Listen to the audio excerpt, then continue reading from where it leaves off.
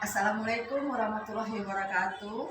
Saya Gustina, Sarjana Pendidikan, Pengawas Satuan Pendidikan jenjang sekolah dasar tingkat Kota Lubulingga. Hubungan dengan kurikulum Merdeka, saya sebagai pengawas sekolah ikut mendampingi satuan pendidikan dalam mengimplementasikan kurikulum Merdeka di sekolah binaan saya. Sekolah itu harus paham bagaimana kurikulum Merdeka yang sebenarnya.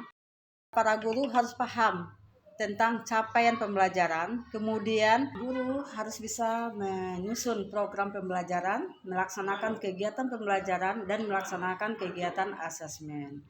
Dalam merencanakan program pembelajaran, dari capaian pembelajaran yang sudah ditentukan atau ditetapkan oleh pemerintah, maka seorang guru harus bisa menyusun tujuan pembelajaran. Dari tujuan pembelajaran yang disusun berdasarkan fase yang ada, mereka menentukan alur tujuan pembelajaran. Kemudian dari alur tujuan pembelajaran, seorang guru menentukan atau mendesain sebuah model pembelajaran berdasarkan tujuan pembelajaran yang ada pada. Asesmen merupakan bagian terpadu dari proses pembelajaran. Apa sih maksudnya, Bu? Fasilitasi pembelajaran dan penyediaan informasi yang holistik sebagai umpan balik untuk pendidik, untuk peserta didik, dan orang tua atau wali agar dapat memandu mereka dalam menentukan strategi pembelajaran selanjutnya. Oke? Ya. Jadi ditanya peserta didik di mana, ya? Lanjut.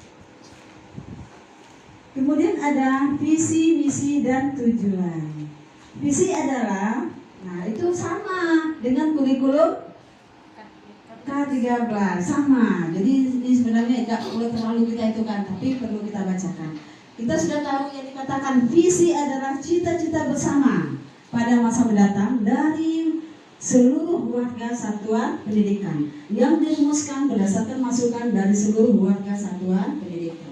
Jadi dibuatlah visi kita. Visi antara KTSP dengan visi yang ada di KUSP harus sama. Oke? Nah kemudian apalagi visi itu menggambarkan bagaimana peserta didik menjadi subjek dalam. Bisa dipahami?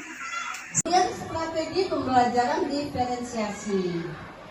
Nah, kalau strategi ini Bapak dan Ibu, ya, kalau strategi ini itu akan kita lihat bagaimana dengan kontennya, dari segi produk, proses, dan lingkungan.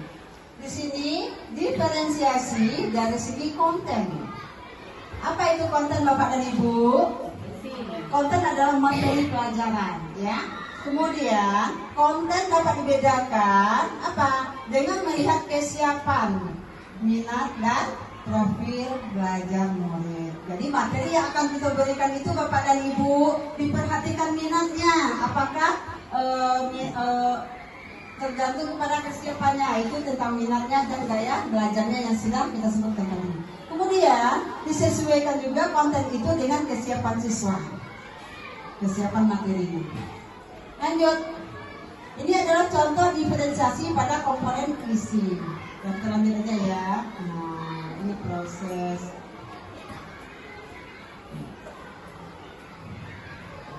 Nanti Bapak dan Ibu pada kegiatan ini nanti saya minta kepada Bapak Ibu berkelompok membuat sebuah model aja yang diferensiasi. Ya. Caranya adalah yang pertama kita ambillah sebuah TP yang ada di ATP kita. Tahu kan?